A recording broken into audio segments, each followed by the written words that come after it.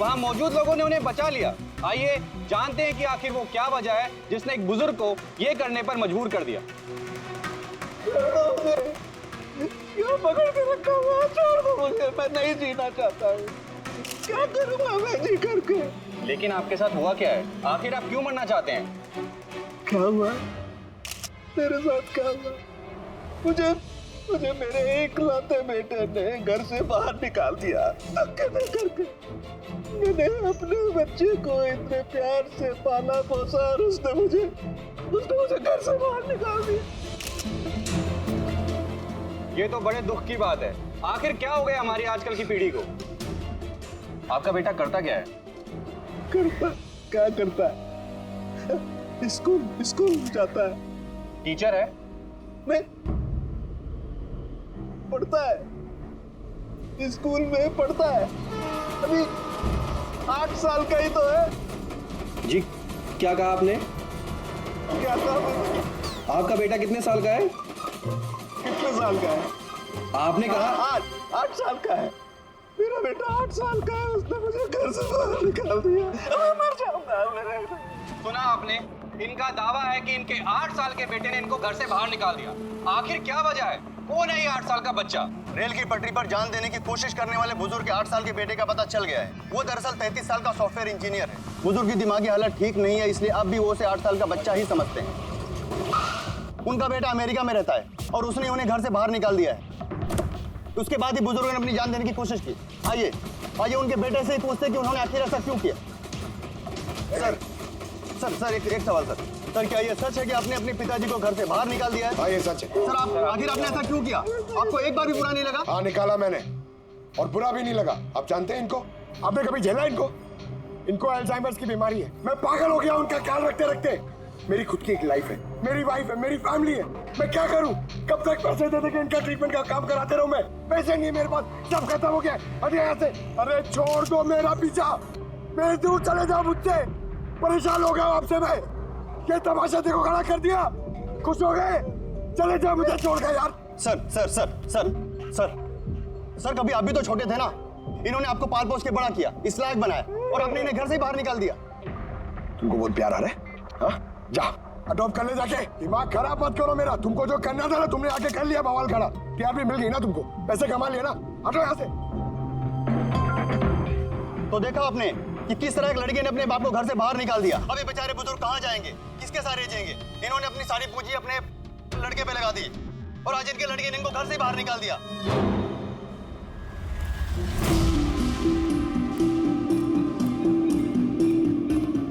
बड़े बच्चे गुब्बारे ले लो जल्दी। गुब्बारे वाला गुब्बारे ले लो। अरे बेटा गुब्बारे ले लो। गुब्बारे वाला गुब्बारे ले लो। गुब्बारे ले लो। गुब्बारे ले लो बेटा। गुब्बारे ले लो। गुब्बारे वाला गुब्बारे ले लो।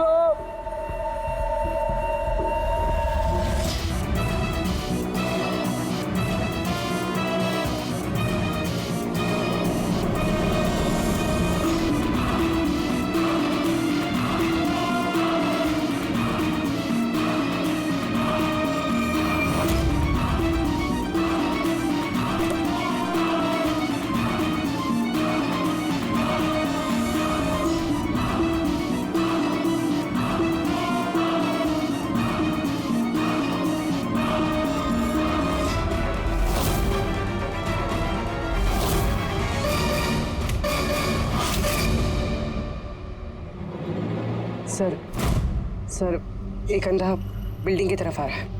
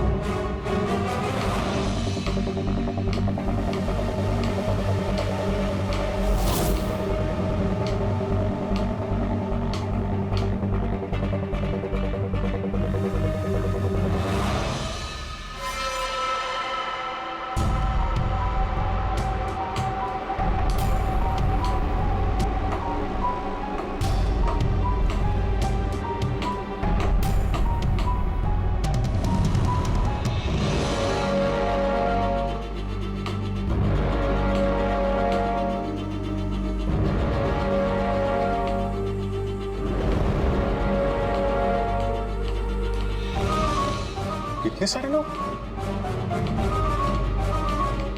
सर, इतने सारे अंधे एक साथ? हमने तो एक सोचा था, यहाँ तो 8-10 निकले। लगता है ये कोई चाल है। भाई साहब, एक मिनट आप लोग रुकिए। एक मिनट, यहाँ कैसे आ गए आप लोग? ये आप सब कहाँ हैं आप लोग? यहाँ क्या बात है? क्या हुआ? यहाँ आंखों का फ्री चेकअप होने वाला है। संपत है आप? संपत? उसने ही बुलाया था हम लोगों को। देखिए, यहाँ पे ऐसा कोई शिविर नहीं है। कौन संपत कौन है? किसने बुलाया आपको? उसने ही तो बुलाया था यहाँ।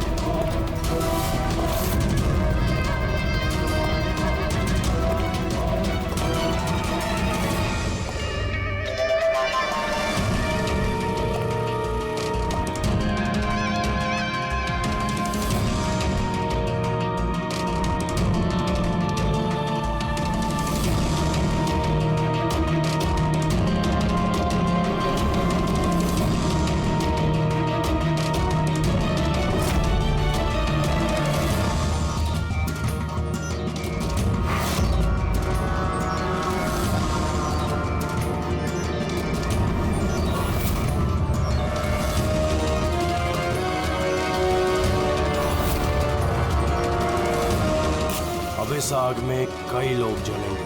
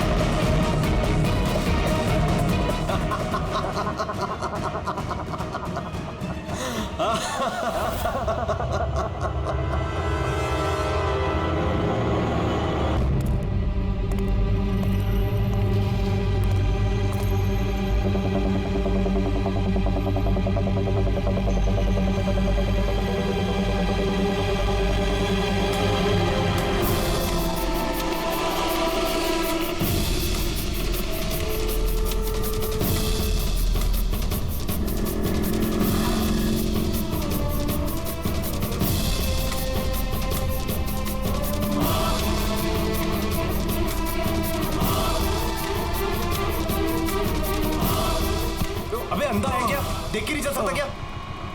अंधा ही हूँ भाई। अरे भाई सॉरी, मेरी छड़ी मुझे पता नहीं था। आपको ऐसे नहीं निकलना चाहिए, कहीं चोट लग जाएगी आपको। माफ करिए, पर मुझे ध्यान देना चाहिए। ठीक है, आराम से जाइएगा। जी जी। आप चले जाएंगे या मैं छोड़ के आऊँ? नहीं, मैं चला जाऊंगा। ठीक है, थैंक यू।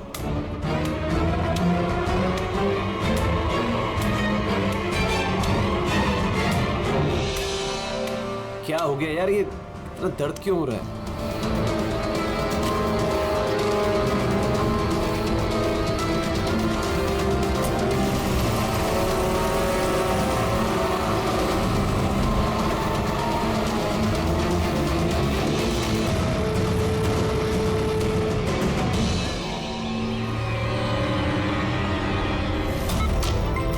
कुछ नहीं होगा रमन, तुम्हें कुछ नहीं होगा। होल्ड ऑन रमन, पैर पकड़ो।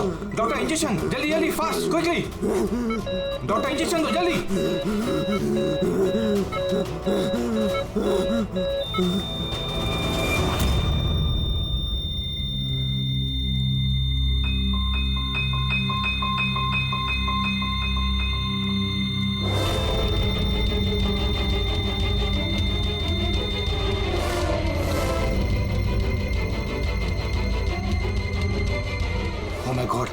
He's dead. और इनकी मौत नेचुरल भी नहीं है, अब क्या? I know Priya, it's a murder. और मैंने डॉक्टर सालुंके को इस केस के बारे में सब कुछ पहले से बता दिया था। अब तक तो उन्होंने फाइंड आउट कर भी लिया होगा कि रमन की मौत की वजह क्या होगी। जहर? रमन की मौत जहर से हुई है? हाँ बस, बहुत खतरनाक जहर है। ये पहले इंसान के दिमाग पर असर करता है। पहले डिलेरियम, फोटोफोबिया, एमिनेशिया। उसके बाद ये जहर इंसान के बाकी के अंगों पर असर करता है। बाकी के अंग धीरे धीरे काम करना बंद कर देते हैं और इंसान की मौत हो जाती है। सर साहब, इसका कोई एंटीडोट तो होगा ना? हर जहर का एंटीडोट होता है रेडी, लेकिन उसके लिए हमें उस जहर के बारे में पूरी जानकारी होनी चाहिए। बस ये जहर आसानी से पकड़ में नहीं आता है। मुझे भी बहुत सारे टेस्ट करने पड़े इसे ढूंढने के लिए। सर, जहर दे के मारना एक अलग बात है, और ऐसा जहर देना जिससे इस तरह तड़प तड़प के मरे, ये जरा चौंकाने वाली बात नहीं लगती? लेकिन ये जो भी कोई है, ऐसी नफरत करता था रमन के साथ कि उसने उसे ऐसी खतरनाक मौत दी। समझ में नहीं आता कौन हो सकता है ये, कौन होगा? कोई भी हो सकता है सर, रमन को जुए की लत थी। क्रिकेट, रेस कोर्स, सट्टा, हर तरह का जुआ। और इसी चक्कर में वो 5 करोड़ के कर्जे में था। 5 करोड़? 5 करोड़? हाँ सर, उसको धमकी भरे मैसेजेस भी आए थे। उसके फोन रिकॉर्ड्स में ऐसे कई सारे मैसेजेस हैं जो उसको बुकीज और सट्टेबाजों ने भेजे। जी देखिए सर, हो सकता है इन्हीं में से किसी की धमकी सच साबित हो गई होगी। पता नहीं, तो जिस तरह से इसको मारा है सर, लगता तो नहीं है किसी बुकी का काम है। फिर भी इन्हें बुलाना तो पड़ेगा, शायद कुछ पता चल जाए। हाँ। Hello ACP Pradyuman. अच्छा, ठीक है।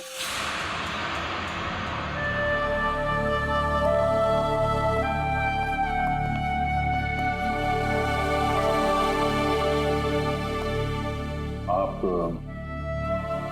रमन का चचेरा भाई हितेन। हितेन, किसी ने रमन का खून कर दिया है।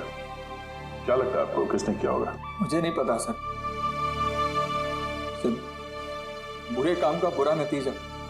एक ना एक दिन तो ये सब होना ही था सर। अब किसने किया, कैसे किया, ये तो नहीं पता सर। लेकिन इतने सारे लोगों से दुश्मनी, इतने सारे लोगों का कर्जा, उन्हीं में से किसी ने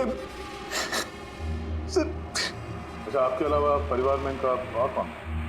माँ है इसकी, लेकिन अब वो कहाँ पर है ये मुझे नहीं पता।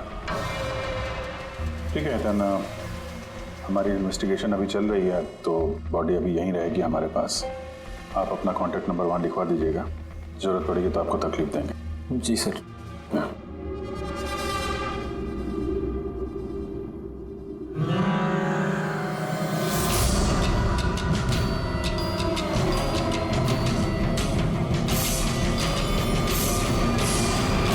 लगता उतना दुखी है नहीं जितना ही दिखा रहा है। हाँ, बॉडी ले जाने की जल्दी नहीं थी, जैसे ही बोला जाओ तो निकल गया। कोई पूछताछ नहीं कब मिलेगी बॉडी। गड़बड़ है, गड़बड़ है ये हितेन, बड़ी गड़बड़ है।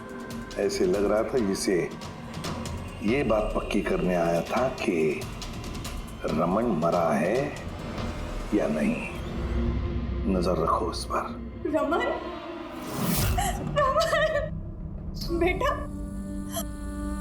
रमन क्या हुआ बेटा? रमन, मैम, आप बेटा है मेरा रमन, माँ मैं इसकी वसुंधरा। बेटा क्या हुआ? मैं तो तेरा इंतजार करती रही कि तू आएगा और मुझे घर ले जाएगा एक दिन, पर तू तो इतना दूर चला गया बेटा। रमन, तो आप अपने बेटे रमन के साथ नहीं रहती थी? जी नहीं सर। आप? सर, मेरा नाम मदन है। भगवान, मुझे क्यों बिठा रखा यहाँ पे? उठा लेता मुझे ही। संभालो अपने आप को। और कितना रोग इस नालायक से किया। इसको अपनी करनी की सजा मिली है। नहीं बेटा, ऐसा मत कहो। चाहे जैसा भी था, बेटा था मेरा। क्यों, ऐसा क्या किया था इसने इनके साथ? इन्हें अपने ही घर से बाहर निकाल दिया, सड़क पर छोड़ दिया अकेले। ऐसा क्यों? बोला माँ बहुत कर्जा है, घर बेचना पड़ेगा और मेरा खर्चा भी नहीं उठा सकता, इसीलिए मुझे छोड़ दिया। और फिर क्या करती सर, ठीक से दिखाई नहीं देता, कहाँ जाती मैं, पड़ी रही फुटपाथ पे, भूखी प्यासी, बेघर बेसहारा। फिर शायद भगवान को दया आ गई और उसने उस फरिश्ते को भेज दिया। उसका चेहरा तो नहीं देखा मैंने, लेकिन उसने मुझे अपने साथ चलने के लिए कहा और मैं चली गई। एक बड़ा आदमी मुझे इसके पास ले गया। सर, दरअसल मेरी एक संस्था है, संयुक्त वृद्धाश्रम। हम वहाँ पर कोशिश करते हैं कि इन जैसे बुजुर्गों को घर जैसा प्यार और सम्मान मिल सके। माँ जी मुझे वृद्धाश्रम के गेट पर मिली थी एक चिट्ठी के साथ, जिसमें लिखा था कि इनका ख्याल रखना। बस उसी दिन से संयुक्त वृद्धाश्रम इनका घर बन गया। आज सुबह लैंडलाइन पे फोन आया कि इनके बेटे की मौत हो गई है। बस इनसे रहा ही नहीं गया। माँ है ना। मेरी आपसे विनती है, इसके कातिलों को छोड़ना मत सर, जरूर सजा दिलवाना सर, जरूर सजा दिलवाना। देखिए माँ जी, मैं आपसे वादा करता हूँ, हम रमन के कातिल को नहीं छोड़ेंगे, उसे कड़ी से कड़ी सजा दिलवाएंगे। आप प्लीज चिंता मत कीजिए। थोड़ा ख्याल रखिए अपना। मदन, इनका ख्याल रखना। और एक बात, किसी भी चीज की आप लोगों को जरूरत पड़े तो हमें जरूर याद करना। कमाल है तारिका, हॉस्पिटल के डॉक्टर्स की रिपोर्ट के हिसाब से इसकी जांघ पर ये जो निशान है ना, ये या तो किसी एलर्जी का है या फिर किसी जहरीले कीड़े मकोड़े के डंक का निशान है।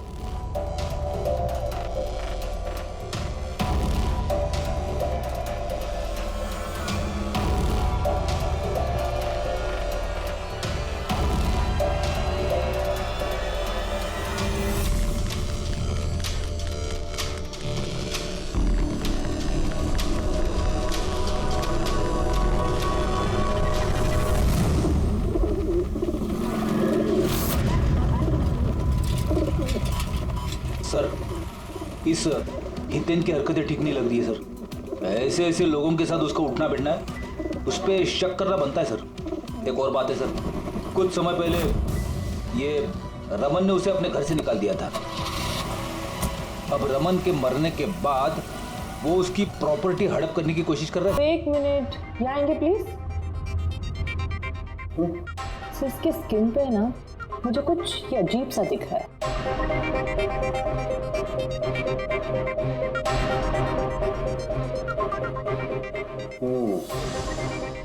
तारिका, ये जो अजीब सी चीज है ना, दरअसल ये पैराफिन है।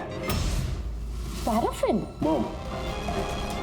अरे तो इसका मतलब वो जहर इसके थाई में नहीं इंजेक्ट किया गया? किया गया, वो जहर इसकी थाई में ही इंजेक्ट किया। तो फिर ये मोम कहाँ से आया? मोम कहाँ से आया? तारिका, यहाँ से खूनी ने जहर इंजेक्ट किया। दरअसल ये जहर मोम से, पैराफिन से कोटेड था, इसीलिए इसकी इस चमड़ी पर भी और इसके खून में भी हमें पैराफिन मिला है। क्योंकि खूनी नहीं चाहता था कि ये जहर तुरंत इसके शरीर में जाकर के असर दिखाए, इसलिए उसने इसे कोट कर दिया। और ये जो जहर है, इसको माइन, ये एक बायो पॉइजन है, जैविक जहर। खूनी ने इसे मोम से कोट किया, इसके शरीर में इंजेक्ट किया और फिर इसके शरीर की गर्मी से मोम पिघलने लगा और वो जहर इसके खून में मिलकर के अपना असर दिखाने लगा। मतलब ये जहर किसी लिक्विड फॉर्म में नहीं, बल्कि पैलेट यानी छोटी गोली के फॉर्म में इसके शरीर में डाला गया है। एग्जैक्टली।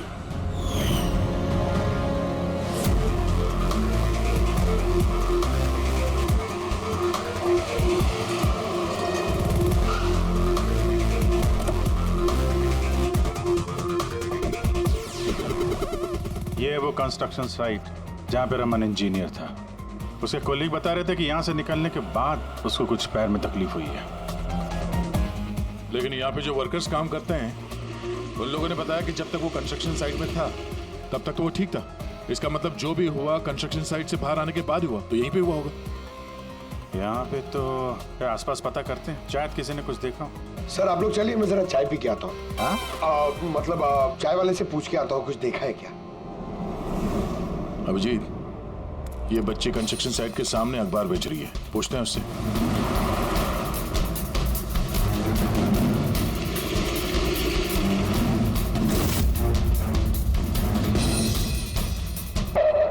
क्या नाम है बेटा आपका?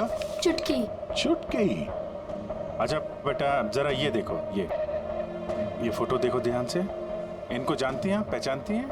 हाँ, ये अंकल तो हमेशा मुझसे अखबार खरीदते थे, पर 3 दिन से ये नहीं आए। तो 3 दिन पहले आपने इस अंकल को यहाँ पे देखा था? हाँ, एक आदमी के साथ ये टकरा गए थे। इनको चोट भी लगी थी।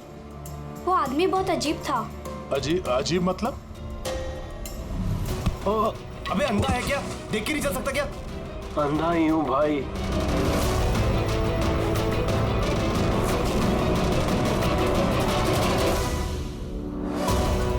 तो क्या हो गया यार? दर्द क्यों हो रहा?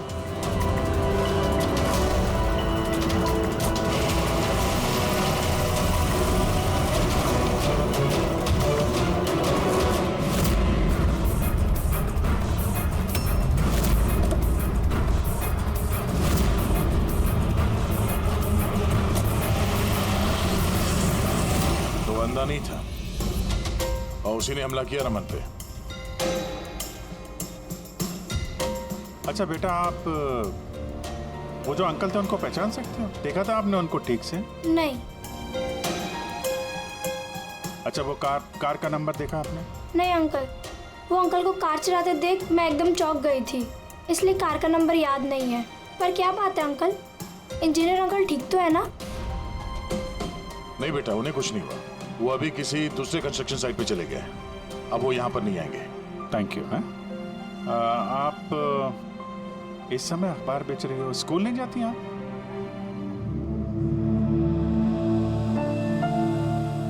क्या बात है, हैं? स्कूल तो जाना चाहिए। आप कितनी इंटेलिजेंट लड़की हो।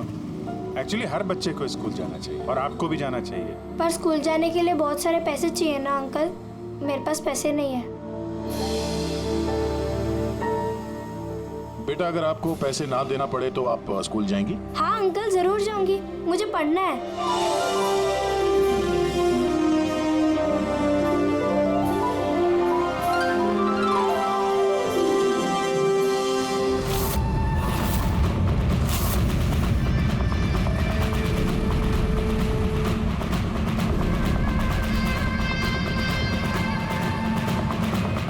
समीर अब तुम्हारी बारी। हाँ बोलो। हाँ यार, तुम्हें एक बार में समझ में नहीं आता है। देखो मैंने तुम्हें पहले भी कह दिया है कि तुम कुछ भी कर लो, मैं इस खंडहर के लिए एक कौड़ी भी खर्च नहीं करने वाला।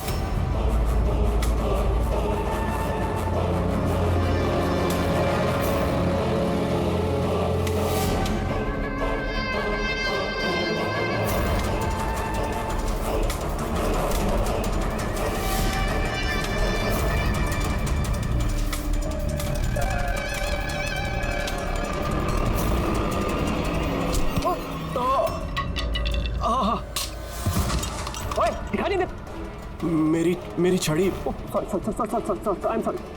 छड़ी। आपको कहीं लगी तो नहीं? आप ठीक है ना? मैं आपको कहीं ड्रॉप कर दूं? नहीं, मैं ठीक हूँ, मैं चला जाऊंगा। आप ठीक है ना? नहीं, I'm okay। आप संभाल के जाइए। हाँ जी, आप संभाल के जाइए। Okay, thank you.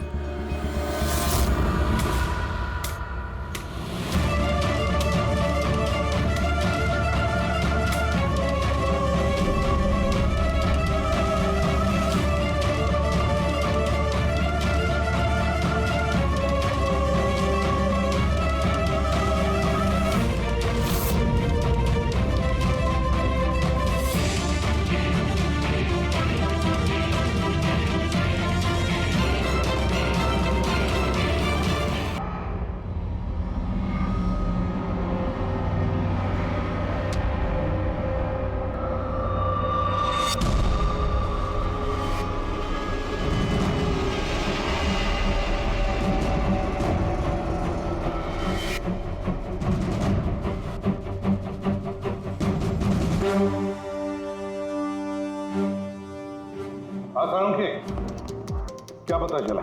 बस इस आदमी को जो जहर दिया गया ना, वो भी किसी पौधे से ही बनाया गया है। क्या? ये भी किसी पौधे से?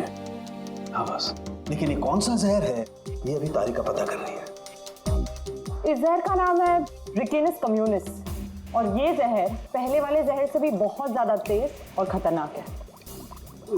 रिकिनस, अब ये किसी पौधे का नाम है क्या? हाँ फ्रेडी, ये किसी पौधे का नाम है, और बॉस ये कोई आम पौधा नहीं है, बहुत मुश्किल से मिलता है। और खूनी जो कोई भी हो बॉस, उसे पौधों के बारे में बड़ी अच्छी जानकारी है। हाँ, जानकारी तो होनी चाहिए पौधों के बारे में, तभी तो। लेकिन सर, इन हत्याओं की वजह क्या है? ना तो हमें रमन की हत्या का कारण पता है और ना समीर का, और दूर दूर तक इन दोनों का एक दूसरे से कोई संबंध ही नहीं है। सर, समीर और रमन के बीच में एक चीज तो कॉमन है। क्या? माय गॉड, तो ये है वो कड़ी जो समीर और रमन को जोड़ती है। तो क्या दोनों ने एक ही गलती की? जी सर, रमन की तरह समीर ने भी अपने बूढ़े और कैंसर पेशेंट पिता को घर से निकाल दिया था। हमने उनके बारे में छानबीन की और एक ऐसे शख्स से मिले जिन्होंने समीर के पिता को ढूंढने में मदद भी की और इस केस को एक नया मोड़ दिया। कौन है वो? सर, ये डॉक्टर दिनेश है। Hello sir. कैंसर सेंटर के चोरी। समीर के पिताजी का इलाज यही कर रहे थे। डॉक्टर दिनेश, जरा एक बात समझाइए। समीर ने अपने पिताजी को घर से बाहर निकाला था, तो फिर ये समीर के पिताजी आपके यहाँ कैसे पहुंचे, आपके कैंसर सेंटर में? किसी ने उन्हें हॉस्पिटल पहुंचा दिया था। मैं हॉस्पिटल पहुंचा ही था जब मैंने इनको देखा। ये चेयर पे बैठ के कुछ बड़बड़ा रहे थे, हाथ में लिफाफा था।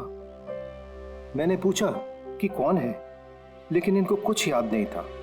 मैंने उनके हाथ से लिफाफा लिया। पैसों के अलावा उसमें एक चिट्ठी भी थी। उसमें लिखा था कि इनको कैंसर है और हम इनको अपने यहाँ एडमिट करके इलाज शुरू करें। एडमिशन के लिए डिपॉजिट की रकम लिफाफे में है और इलाज के पैसे भी हॉस्पिटल के अकाउंट में ट्रांसफर हो जाएंगे।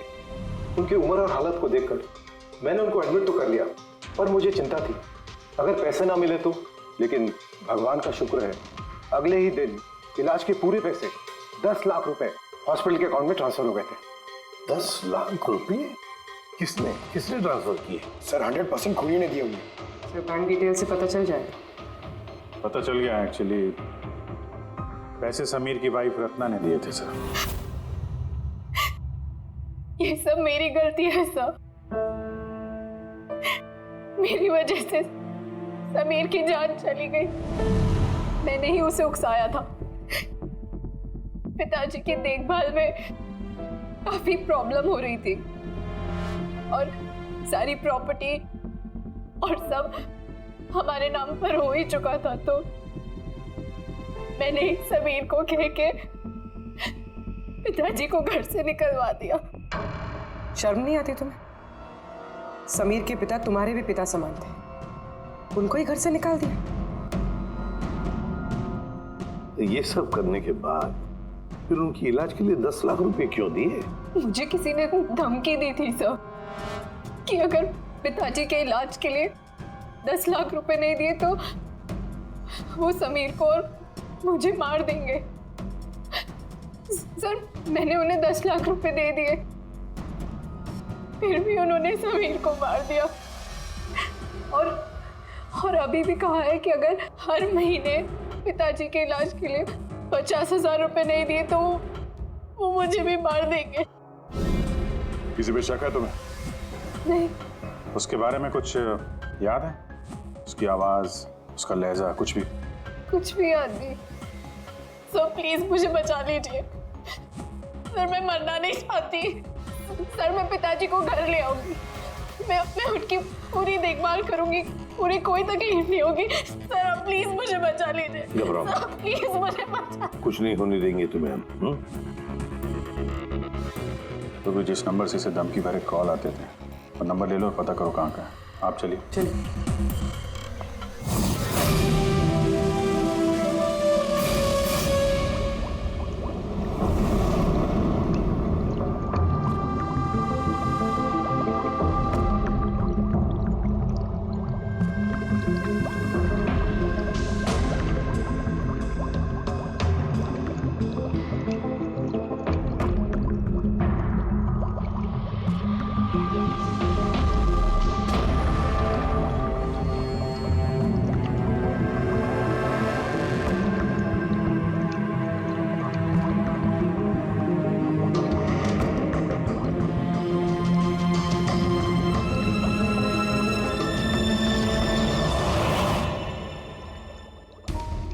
हमने इतने सारे एंटीडोट्स बना लिए, लेकिन इसकी क्या गारंटी है कि खूनी इन्हीं में से किसी जहर का इस्तेमाल करेगा?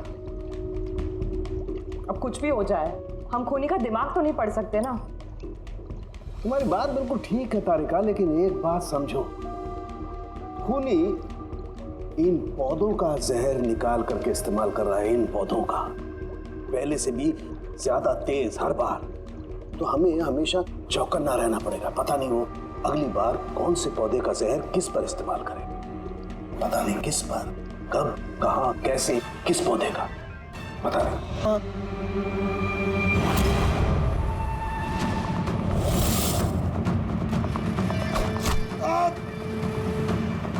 पंकज! पंकज! क्या हुआ? पंकज! बोरा! पकड़ो उसे, छोड़ना नहीं।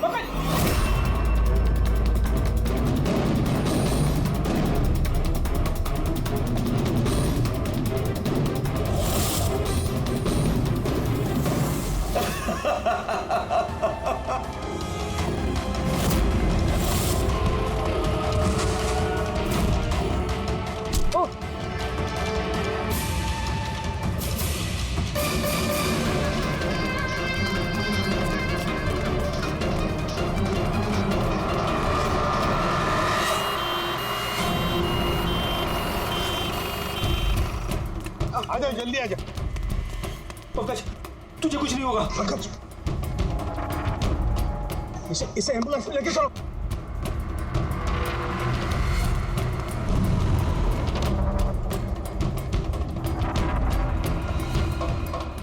पंकज, पंकज, तुझे कुछ नहीं होगा। पंकज! तारिका, ये लो, इससे जहर का पता करो। अगर जहर का पता नहीं चला तो हम एंटीडोट नहीं दे पाएंगे। मेरी बात सुन रहे हो तुम? सुना नहीं है पंकज, आखिर बंद मत होने देना। आदिश, हमारे पास इसका एंटीडोट हो, वरना हमें इसे हॉस्पिटल ले जाना पड़ेगा। एंड आई एम श्योर ये वाला जहर पहले वाले जहर से बहुत ज्यादा स्ट्रॉन्ग है। तारिका, एक काम करो, नेशनल बायो सेंटर को फोन करो और उसे लाइन पर रखो।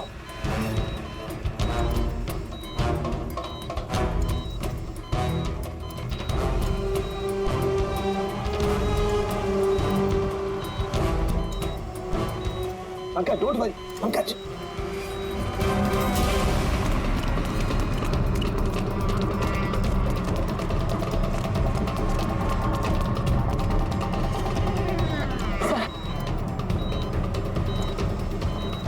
ओह माय गॉड, ये नहीं हो सकता है।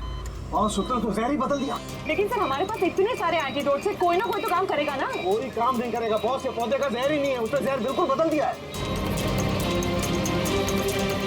अब क्या होगा सौरभ? करना कुछ यार। पंकज, कीप ब्रीथिंग, सब ठीक हो जाएगा। हाँ,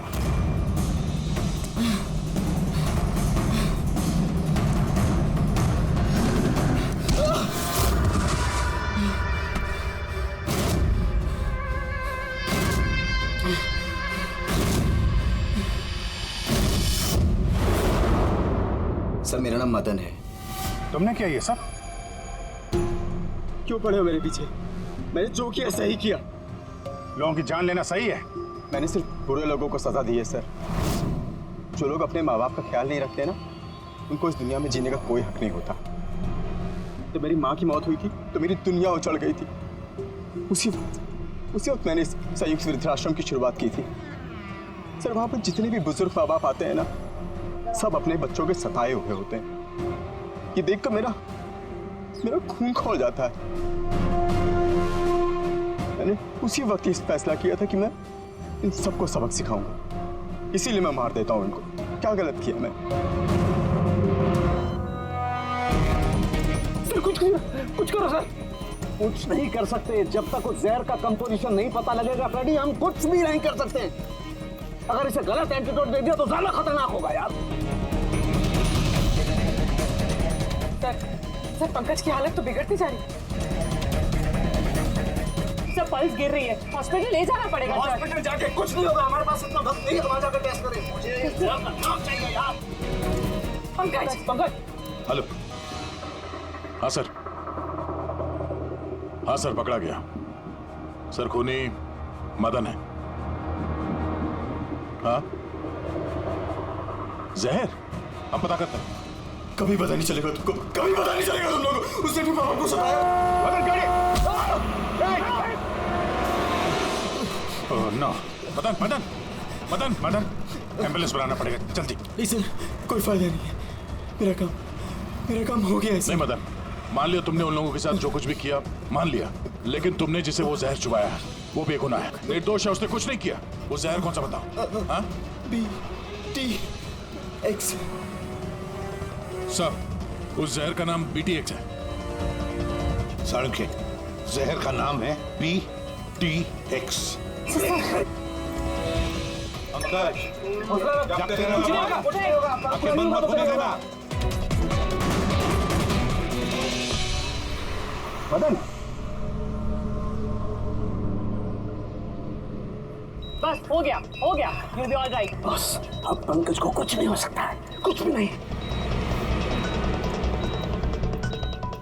वेलकम माय बॉय, घबराओ मत, कुछ नहीं होगा तुम्हें। तुम आदमी अच्छे थे मदन, लेकिन तुमने जो किया वो सही नहीं था। ये तो चला गया अभिजीत, तो चाहे कुछ भी हो जाए, इसका वो वृद्धाश्रम बंद नहीं होने देंगे।